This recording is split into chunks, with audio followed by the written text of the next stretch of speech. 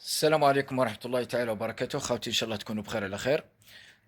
بون الجماعة اللي راهي تدز لي في البريفي، في الخاص، على جدول تدريبي والّا نظام غذائي.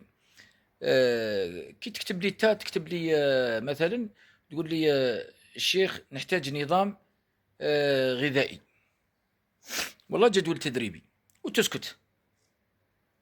كيفاه راح نجاوبك أنا؟ سي نورمال ما نجاوبكش. واحد قال لك ما جاوبتنيش الشيخ، ما نجاوبكش هذا سؤال. وين يا أخي؟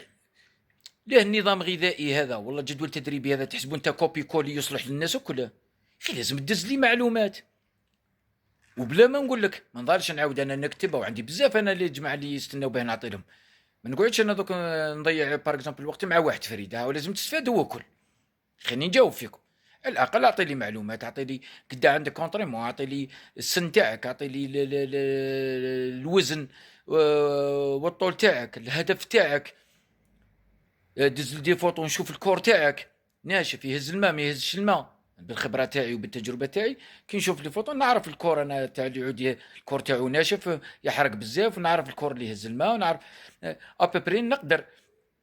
مع ذلك رايح نفيدك 50% برك. هذا كي دز لي المعلومات هذوك راح نفيدك 50% برك. انا قلت لكم ذاك خطر باه نفيدك 100% لازم تكون عندي هنا حاضر في الصاله. فهمتوا؟ منا ورايح اللي دز لي السؤال تاع ران الشيخ جدول يخصني جدول تدريبي ونظام غذائي وما نجاوبوش، اني ما نجاوبوش. اعطي لي ديتاي. اني قلت لك السن، تخدم ولا تقرا باه نعرف الحاله الماديه تاعك، الطول، الوزن، دز لي على الاقل فوطوات تاعك، قدا عندك كونطريمون، وراك تونطريني، لوش المدرسه تنتمي باه نعرف انا الجيل القديم ولا جديد، لونطرينور تاعك هذا باه نعرف انا. فهمتني؟ وهذا ما كان.